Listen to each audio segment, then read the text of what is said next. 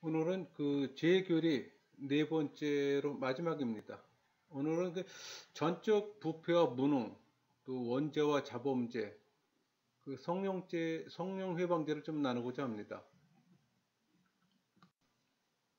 여러분, 그 아담의 죄 때문에 죽을 수밖에 없는 운명을 지니고 태어났다는 것은 인간의 입장에서 억울할까요? 뭐 비극적인 일이긴 하나 억울하다고 할 수는 없어요.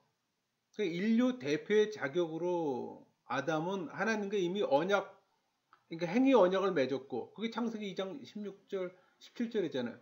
여호와 하나님이 그 사람에게 명하여 이르시되 동산 각종 나무의 열매는 내가 임의로 먹되 선악을 알게 하는 나무는 먹지 말라. 내가 먹는 날에는 반드시 죽으리라 하시니라. 이 언약에 따라 범죄한 아담과 그 후손에게 죽음의 형벌이 내려졌기 때문에 이는 정당한 겁니다.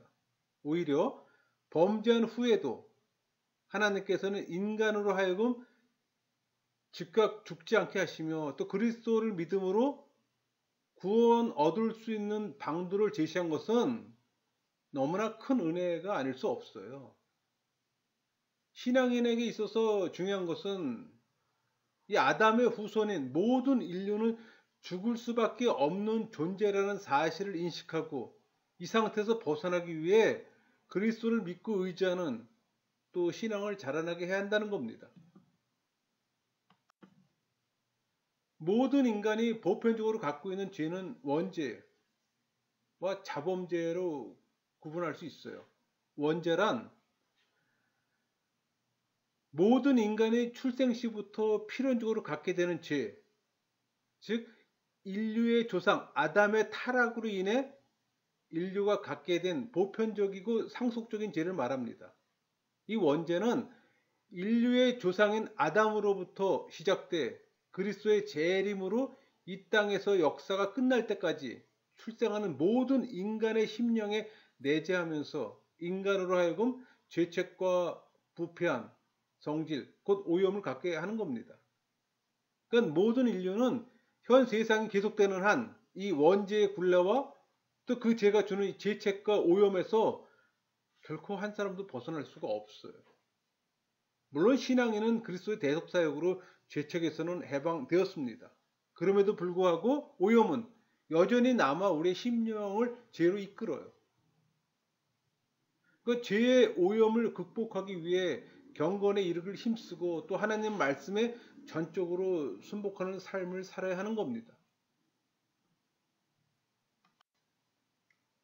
아담의 타락으로 인해 모든 인간이 갖게 된 이 보편적 죄를 원죄라고 부르는 이유는 뭘까요? 그 죄의 기원이 인류의 시작인 아담에게로부터 거슬러 올라가기 때문입니까? 그러니까 우리 관점에서 본다면 아담으로 거슬러 올라가는 거고 시조 입장에서 볼 때는 거슬러 내려오는 거죠. 그 죄가 각 개인의 날부터 그의 심령 속에서 임자기 때문에 그 죄가 모든 인간이 생활 가운데서 범하는 이 모든 현실적인 죄, 곧 자범죄의 원천이기 때문입니다. 그래서 원죄라고 얘기를 하는 거예요. 여러분, 원죄는 인간이 창조 때부터 지녔던 건 아니에요. 만일 원죄가 인간의 본래적 소질에 속한 거라면 하나님이 인간을 죄인으로 창조하셨다는 것을 인정해야만 합니다. 그러나 하나님은 인간을 죄인 상태로 창조하시지 않았어요. 성경은 하나님이 인간을 창조하신 직후의 그 상태를 하나님이 보시기에 심히 좋았다라고 기록하고 있습니다. 우리 창세기 1장 31절 하나님이 지으신 그 모든 것을 보시니 보시기에 심히 좋았더라. 저녁이 되고 아침이 되니 이는 여섯째 날이니라.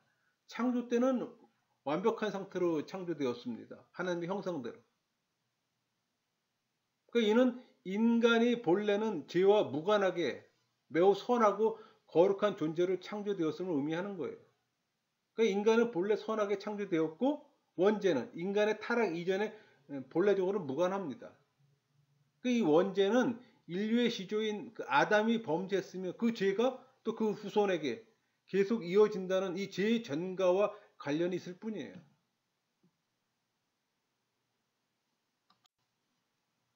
여러분, 원죄가 존재한다는 사실을 성경으로 증명할 수 있을까요?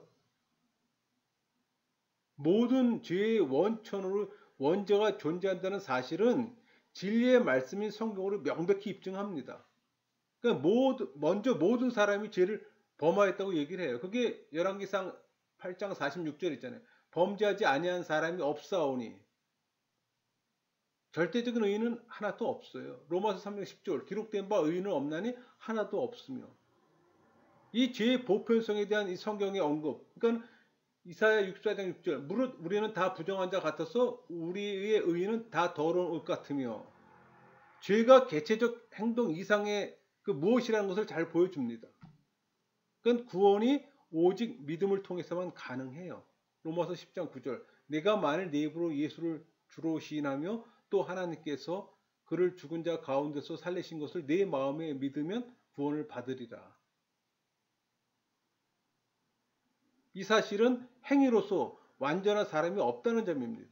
로마서 3장 20절 그러므로 율법의 행위로 그의 앞에 의롭다 하심을 얻을 육체가 없나니 율법으로는 죄의 깨달음이니라.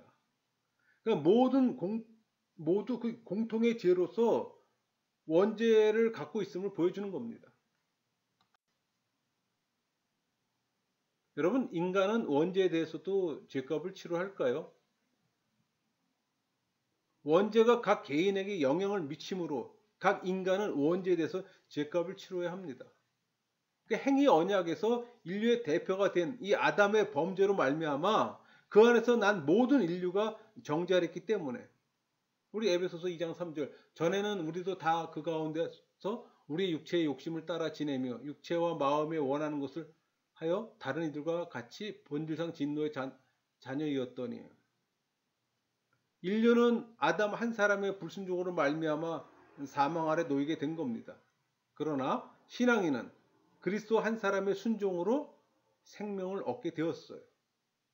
그러니까 인간은 원죄에 대해 죄값을 치러야만 하지만 동시에 예수 그리스도를 믿음으로 그 죄 안에서 벗어날 길도 가지게 된 겁니다.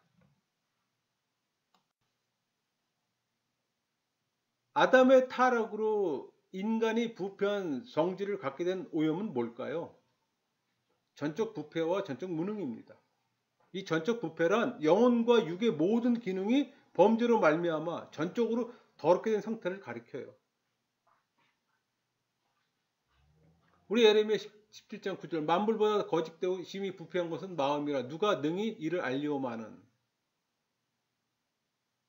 시편 기자는 14편 1절 그들은 부패하고 그 행실이 가증하니 선을 행하는 자가 없도다. 이렇게 얘기합니다. 그러니까 죄로 오염된 심령은 전적으로 부패해 심히 거짓되고 또 하나님께서 기뻐하실 만한 선을 능히 행할 수가 없는 겁니다. 우리 디도서 1장 15절 16절에 그렇게 얘기했잖아요. 깨끗한 자에게는 모든 것이 깨끗하나 더럽고 믿지 않은 자에게는 아무것도 깨끗한 것이 없고 오직 그들의 마음과 양심이 더러운지라. 그들이 하나님을 시인하나 행위로는 부인하니 가증한 자요 복종하지 아니하는 자요 모든 선한 일을 버리는 자니라. 모든 인간이 보편적으로 경험하는 사실입니다. 로마서 7장 18절 내 속 곧 내 육신에 선한 것이 거하지 아니한 줄을 아노니 원함은 내게 있으나 선을 행하는 것은 없노라.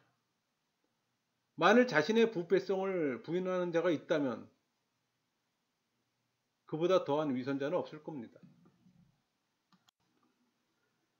여러분, 전적으로 부패한 인간은 어떤 종류의 선도 행할 수 없을까요? 그렇지는 않아요. 인간이 타락하였다 할지라도 세속적인 의미에서 선악을 행하기도 합니다. 그러니까 전적 부패의 교리에서 인간에게 선이 없다는 것은 하나님과의 관계에서의 선, 영적 의미의 선이 없음을 의미하는 거예요. 세속에서 얘기하는 게 아닙니다. 이 전적 부패란 영혼의 삶의 진정한 동기를 부여하는 하나님에 대한 사랑이 전혀 없다는 겁니다. 인간 스스로의 힘으로는 하나님을 알지도 못하며 따라서 사랑할 수도 없어요. 그러니까 우리가 하나님을 알고 사랑하는 것은 하나님께서 우리를 먼저 사랑하사 그리스도의 대속의 공로를 통해 죽은 영혼을 새롭게 소생시켜 주신 까닭이에요. 그게 요한일서 4장 9절 10절 말씀이에요. 하나님의 사랑이 우리에게 이렇게 나타난 바 되었으니 하나님이 자기의 독생자를 세상에 보내심은 그로 말미암아 우리를 살리려 하심이라. 사랑은 여기 있으니 우리가 하나님을 사랑한 것이 아니요 하나님이 우리를 사랑하사 우리 죄를 속하기 위하여 화목 제물로 그 아들을 보내셨음이라.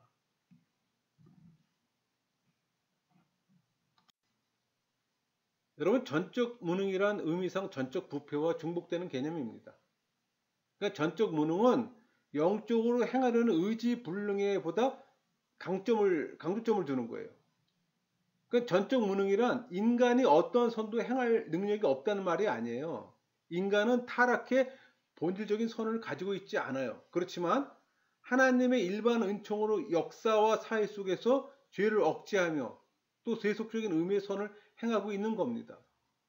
이 전적 무능이란 인간 스스로는 영적인 선, 다시 말해서 하나님 율법에 순종함으로써 하나님을 기쁘시게 하는 일이든가 또 죄와 죄된 자아에 대한 사랑을 하나님께 대한 사랑으로 변화시킬 수 없음을 의미하는 거예요. 그런 말씀들이 요한복음, 로마서, 이렇게 고린도전서, 고린도후서, 히브리서 이 말씀 구절을 한번 찾아보세요.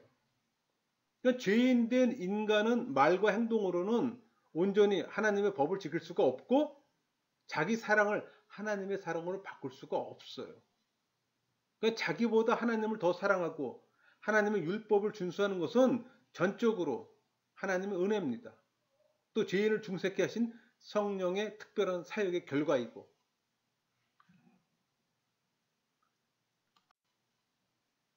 여러분, 인간이 행함을 통해 구원에 이룰 수 있을까요? 인간은 타락으로 말미암아 전적 무능 상태입니다. 하나님의 율법을 지킬 수 없을 뿐만 아니라 구원에 필요한 어떤 영적 선도 결코 행할 수가 없어요. 그럼에도 로마 카톨릭이나 알미니안주의들은 믿음 플러스 선행으로 구원에 이른다고 주장합니다.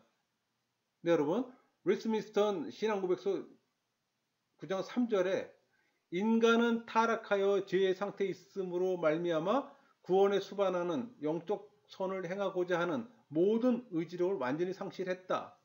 그래서 자연인은 영적 선을 전적으로 싫어하고 죄로 죽어있기 때문에 그 자신의 힘으로는 자신을 회개시키거나 또는 회개에 이르도록 준비할 수 없다. 분명히 말하고 있습니다. 그러니까 아담 안에서 난 인간은 누구를 막론하고 구원에 이를 만한 어떤 선도 행할 수 없는 전적 무능의 존재예요.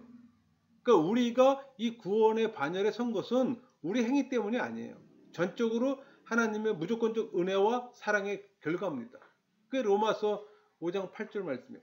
우리가 아직 죄인 되었을 때 그리스도께서 우리를 위하여 죽으심으로 하나님께서 우리에 대한 자기의 사랑을 확증하셨느니라. 에베소 2장 4절 5절 볼까요? 궁일이 풍렬하신 하나님이 우리를 사랑하신 그 큰 사랑을 인하여 허물로 죽은 우리를 그리스도와 함께 살리셨고 너희는 은혜로 구원을 받을 것이라. 그러니까 이런 하나님의 은혜를 입은 신앙인들이 하나님 앞에서 가져야 할 태도는 뭘까요? 그것은 하나님을 영원토록 찬양하고 그의 영광을 위해 사는 겁니다. 여러분, 전적으로 부패하고 무능한 인간에게 각자 행위에 대한 도덕적 책임을 부과하는 것이 과연 정당한 일일까요? 전적으로 부패하고 무능한 인간에게 행위에 대한 어떤 도덕적 책임을 부과하는 것은 정당하지 못한 일로 보일 수도 있습니다. 그것은 마치 소경에게 볼 것을 강요하고 기머리에게 들을 것을 강요하는 것 같이 선을 행할 수 없는 자에게 선을 행하도록 요구하는 겁니다. 그러나 간과해서는 안 될 사실이 있어요. 그것은 인간의 전적 부패와 이 무능은 소경이나 이 기머리와 같이 하나님께서 인간에게 직접 부과한 것이 아니라 인간 스스로 자처한 겁니다. 다시 말하면 인간의 자유의지를 사용해 범죄한 데 기원을 둔 겁니다. 다른 말로 인간은 아담 안에서 스스로 선택을 잘못한 결과 부패하고 무능하게 된 거예요. 그건 하나님이 잘못이 아니잖아요. 그러니까 전적 부패와 이 무능은 하나님께서 사람의 본성에 처음부터 강제로 결함이 있도록 하신 결과가 아니잖아요. 인간은 각자 행위에 대해 마땅히 도덕적 책임을 져야 하는 겁니다. 그게 로마서 14장 10절에서 12절까지 말씀이에요. 내가 어찌하여 네 형제를 비판하느냐? 어찌하여 네 형제를 업신여기느냐? 우리가 다 하나님 심판대 앞에 서리라. 기록되었을 때 주께서 이르시되 내가 살았노니 모든 무릎이 내게 꿇을 것이요 모든 혀가 하나님께 자백하리라 하였느니라. 이러므로 우리 각 사람이 자기 일을 하나님께 직고하리라. 여러분, 자범죄란 원죄와는 다릅니다. 그러니까 인간 개개인이 현실생활 가운데 직접 짓는 죄를 말하는 겁니다. 이 자범죄, 이거 역시 원죄로 인한 이 인간의 전적 부패와 전적 무능에서 출발한다는 점에서는 뭐 원죄와 불가분의 관계가 있어요. 그러나 자범죄는 다른 사람에게 전가되지 않아요. 따라서 그 죄에 대한 책임은 죄를 범한 당사자가 진다는 점에서는 엄격히 구별이 됩니다. 이 자범죄는 죄악된 행동뿐만 아니라 지적, 감정적, 의지적 죄 등 마음으로 지은 죄도 포함하는 거예요. 우리 예수님께서 우리 마태복음 5장 22절 나는 너에게 이르노니 형제에게 노하는 자마다 심판을 받게 되고 형제에 대하여 라가라 하는 자는 그 공회에 잡혀가게 되고 미라는 놈이라 하는 자는 지옥불에 들어가게 되리라. 또 마태복음 5장 28절 음욕을 품고 여자를 보는 자마다 마음에 이미 간음하였느니라. 이렇게 하신 것은 이를 잘 증거해 주는 겁니다. 그러니까 신앙인은 외부로 드러난 죄악된 행동을 금해할 뿐만 아니라 마음으로 죄를 짓지 않도록 항상 경건에 힘써야 하는 겁니다. 우리 디모데전서 4장 7절 망령되고 허탄한 신화를 버리고 경건에 이르도록 네 자신을 연단하라. 이렇게 말씀하시잖아요. 여러분, 원죄와 자범죄는 구체적으로 어떻게 구별될까요? 자범죄는 원죄의 결과입니다. 그러니까 원죄는 모든 죄의 원인이라면 자범죄는 원죄로 인해 나면서부터 가지게 된 인간의 전적 부패와 무능, 그 뒤에 필연적으로 따라오는 결과입니다. 또 이 자범죄는 개인이 직접 저지름으로 인정되나 원죄는 의식하지 못하거나 보통은 부정됩니다. 그러니까 원죄는 본래부터 주어지는 것이나 이 자범죄는 자의식적이며 자발적인 것으로 그 죄책이 더 심해요. 그러니까 원죄는 이미 완료된 행동이라면 자범죄는 무수히 다른 양상으로 범해지고 있는 여러 범죄를 포함하는 거예요. 그러니까 아담이 진 건 오리지널 신, 죄라면은 그걸로 말미암아 죄의 경향성이 우리한테 들어오잖아요. 그게 신이에요. 그리고 그 신으로 인해서 다른 죄를 양산할 때 그때 신스가 되는 거죠. 죄들이 되는 거죠. 죄에서 죄들이 나오게 되는 겁니다. 신에서 신스가 나오게 되는 거예요. 그러니까 자범죄는 모든 동일한 형벌을 받을까요? 성경에 의하면 모든 죄는 본질적으로 불의한 것으로 하나님 심판을 면치 못한다고 교훈하고 있습니다. 그럼에도 불구하고 성경은 모든 죄가 동일한 형벌을 받게 될 것을 말하진 않아요. 그러니까 성경은 인간의 지식의 정도에 따라 죄에 대한 책임도 달라진다고 말하고 있습니다. 그게 누가복음 12장 47절 48절 말씀이에요. 주인의 뜻을 알고도 준비하지 아니하고 그 뜻대로 행하지 아니한 종은 많이 맞을 것이요 알지 못하고 맞을 일을 행한 종은 적게 맞으리라. 무릇 많이 받는 자에게는 많이 요구할 것이요 많이 맡은 자에게는 많이 달라 할 것이니라.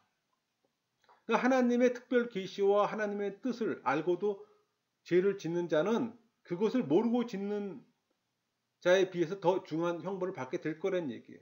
로마서 2장 12절 무릇 율법 없이 범죄한 자는 또한 율법 없이 망하고 무릇 율법이 있고 범죄한 자는 율법으로 말미암아 심판을 받으리라.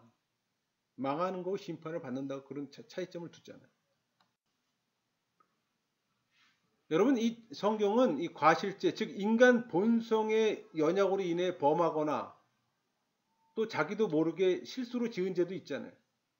그 고범죄입니다. 그러니까 자신의 의지적 결단에 의해 고의로 범한 죄보다 가볍게 취급해요. 우리 디모데전서 5장 24절 어떤 사람들의 죄는 밝히 드러나 먼저 심판에 나아가고 어떤 사람들의 죄는 그 뒤를 따르나니. 그러니까 성경은 이 자발적인 회개를 통해 용서받을 수 있는 이 가사죄와 용서받지 못하고 영원한 죽음에 이르게 되는 이 불가사죄로 구분합니다. 그 우리가 잘 알고 있는 히브리서 6장 4절에서 6절까지 말씀이에요. 또 히브리서 10장 26절, 27절 말씀이고. 여러분 용서받을 수 없는 죄도 있잖아요. 성령 해방죄 너무나 잘 알고 있죠? 혹은 뭐 참남죄라고 얘기도 하죠. 그러니까 성령 모독죄는 결코 용서받지 못합니다. 우리 마태복음 12장 31절 32절. 그러므로 내가 너에게 이르노니 사람에 대한 모든 죄와 모든 사하심을 얻되 성령을 모독하는 것은 사하심을 얻지 못하겠고, 또 누구든지 말로 인자를 거역하면 사하심을 얻되 누구든지 말로 성령을 거역하면 이 세상과 오는 세상에서도 사하심을 얻지 못하리라. 그러니까 신앙인은 모든 범죄를 다 미워해야 하나, 특히 용서의 주체가 되시는 하나님에 대해서 하나님의 성령 하나님을 얘기를 하는 겁니다. 하나님에 대한 어떤 그 직접적 범죄로 결코 용서받을 수 없는 성령 회방죄는 그 모양이라도 버려야 하는 거예요.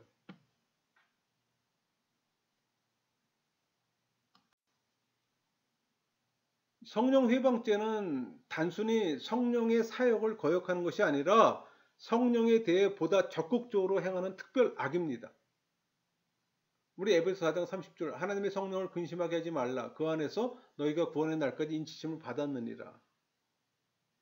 성령 회방죄는 하나님의 은혜에 관한 이 성령의 증거를 악의적이고 고의적으로 배척하고 또 이에 대한 증오와 적의를 가지는 죄입니다. 그러니까 이 죄는 궁극적으로 볼 때 삼위 하나님이 구원의 주체란 사실을 의심하거나 부정하는 차원을 넘어서요. 그러니까 마음이 성령의 감화를 받는 통로로, 이 통로를 완전히 차단함으로 이 용서의 주체이신 하나님으로부터의 절대 용서를 받을 수 없는 겁니다. 우리가 구원을 받을 수 있는 것은 성령을 통해서잖아요. 근데 성령 자체를 거부한다면 우리가 성부 하나님으로부터 구원받을 수 있는 기회는 아주 영영 없는 겁니다. 그러니까 성령 회방죄가 용서받지 못하는 것은 그 허물이 그리스도의 속죄의 공로를 초월하거나 또 그 범죄 사건이 성령의 새롭게 하는 능력 밖에 있기 때문이 아니에요. 죄가 양심을 마비시키고 마음을 강팍하게 해 죄를 용서받는 유일한 통로인 성령의 감화를 통한 돌이킴을 제지하는 겁니다. 저지하는 거예요. 그러니까 그리스도의 공로를 배척하는 겁니다. 하나님께서 이 죄를 범한 자에 대해서는 구원의 은혜를 제한하시는 겁니다. 당연한 거죠. 선물 받기를 거부하는 자에게 선물이 주어지지 않잖아요. 여러분 신앙인도 성령 회방죄를 범할 수 있을까요? 간혹 알미니안주자들이 그 히브리서 6장 4절, 5절, 6절 갖고서 잘못 인용하는데 먼저 한번 읽어볼까요? 한 번의 빚을 받고 하늘의 은사를 맛보고 성령에 참여한 바 되고 하나님의 선한 말씀과 내세의 능력을 맛보고도 타락한 자들은 다시 새롭게 하여 회개할 수 없나니 이는 그들이 하나님의 아들을 다시 십자가 못 박아 드러내놓고 죽되게 함이라. 이 말씀은 중생한 자도 성령 회방죄를 범하고 타락해 구원에 이룰 수 없는 시 해석될 수가 있어요. 많이 잘못 오용되고 있는 말씀 구절이기도 해요. 왜? 이 알미니안주의자들이 자주 인용하는 구절이기 때문에 이 구절을 인용해서 한 번 구원은 영원하지 않다고 주장을 합니다. 근데 여러분 이 히브리서 6장 4절 5절 6절 이 말씀은 구원받은 성도가 다시 타락해서 멸망에 처할 수 있음을 말하는 게 아니에요. 이 구절은 외적 소명을 받은 자, 다시 말해서 일시적으로 종교 체험을 했거나 구원의 진리에 대해 어느 정도 지식을 갖고 있으나 성령을 통해 거듭나지 못한 자들의 타락과 관련된 말씀이에요. 그러니까 이 말씀은 성령 세례 받은 자에게 해당되는 말이 아니라, 그러니까 우리 소명에서 외적 소명하고 내적 소명이 있잖아요. 외적 소명은 복음을 듣고서 성령 세례 받지 못한 거라면 내적 소명을 통해서 중생에 이르잖아요. 근데 여기서 이 사람은 내적 소명을 받은 사람이 아니라 외적 소명을 받은 사람이에요. 실질적으로 성령 세례 받은 사람이 아니에요. 여기 나오는 사람은. 근데 이걸 지금 알미니안주의자들이 자꾸 이걸 잘못 활용하는 거예요. 그래서 이 대상을 성령 세례 받은 사람으로 대상을 잡는 거예요. 여러분, 성령 세례 받지 않은 사람도 하나님의 은사를 맛볼 수 있어요. 꼭 성령 세례 받은 사람만 하나님의 은사를 맛보는 건 아니에요, 여러분. 거기에 대한 오해가 있는 거예요. 그래서 우리가 교리가 참 중요한 겁니다. 여러분, 중생한 자는 다시 타락에 이르지 않고 반드시 구원에 이른다는 교리를 성도의 견인 교리라고 얘기합니다. 여러분 안에 성령이 내주했다면 하나님께서 여러분이 타락의 길로 가는 걸 허락하겠습니까? 절대 허락하지 않죠. 내 안에 성령이 없기 때문에 겉으로 보기에는 성령 세례를 받은 것처럼 신앙인처럼 보이지만 그 사람은 실질적으로 종교인이에요. 그러니까 여기 히브리서 6장 4절, 5절, 6절 말씀은 종교인에게 적용되는 말이지 신앙인에게 적용되는 말이 아니에요. 하나님께서 영원전에 구원하기로 선택하시고 성령으로 중생시켜 예수 그리스도를 참으로 믿게 하신 이 신앙인은 결코 성령 회방죄를 지어 구원해서 제외될 수가 없습니다. 그건 개혁주의 교리에 완전 반하는 겁니다. 그러니까 하나님께서는 한 번 택한 자는 결코 버려지지 않으시고 반드시 구원하시기 때문에 우리 로마서 11장 29절 하나님의 은사와 부르시면 후회하심이 없느니라 말씀하시잖아요. 또 빌립보서 1장 6절 너희 안에서 착한 일을 시작하신 이가 그리스도 예수의 날까지 이루실 때 우리는 확신하노라 분명히 말씀하고 있잖아요. 그러니까 이 말씀은 신앙인에게 해당되는 말이 아니라 종교인에게 해당되는 말. 그래서 종교인과 신앙에 대한 구분이 명확해야 되는 겁니다. 그걸 구분을 못하게 되면 성경의 상당히 많은 부분에서 잘못된 해석이 나오는 거예요. 여러분, 성령 회방죄는 불신자가 범하는 죄가 아니고 종교인이 짓는 죄예요. 이 죄는 구원의 진리에 대해 전혀 지식이 없는 자들에 의해서 저질러질 수가 없어요. 불신자가 어떻게 저지릅니까? 성령 회방죄는 이 구원의 진리와 성령 사역에 대한 의도적 고의적 배척과 관계가 있기 때문에 이 죄는 외형적으로 선지자 노릇하며 귀신을 쫓아내는 능력을 행하는 이 탁월한 은사에 참여한 종교인들에 의해 저질러지는 죄입니다. 우리 마태복음 7장 22절 23절 보세요. 그날에 많은 사람이 나더러 이르되 주여 주여 우리가 주의 이름으로 선지자 노릇하며 주의 이름으로 귀신을 쫓아내며 주의 이름으로 많은 권능을 행하지 아니하였나이까 하리니 그때 내가 그들에게 밝히 말하되 내가 너희를 도무지 알지 못하니 불법을 행하는 자들아 내게서 떠나가라 하리라. 이 말씀도 종교인에게 해당되는 겁니다. 종교인에게도 하나님의 은사가 주어져요. 일시적으로. 왜? 하나님의 존재를 바르게 인식하고 바르게 믿게 하기 위해서 줘요. 그럼에도 불구하고 하나님을 거부하는 그게 성령 회방죄입니다. 여러분. 불신자는 이런 죄를 지을 수가 없어요. 그러니까 많은 사람들이 어떤 이적을 행할 때 특히 은사주의자들이 그게 사단의 능력일 수도 있고 아니면 성령 하나님께서 일시적으로 그 사람을 구원하기 위해서 주시는 은사일 수도 있어요. 근데 많은 사람들이 착각을 해요. 그게 전부 다 성령께서 주신 은사라고. 사단의 능력으로 만약에 받았다면 어떡할까요?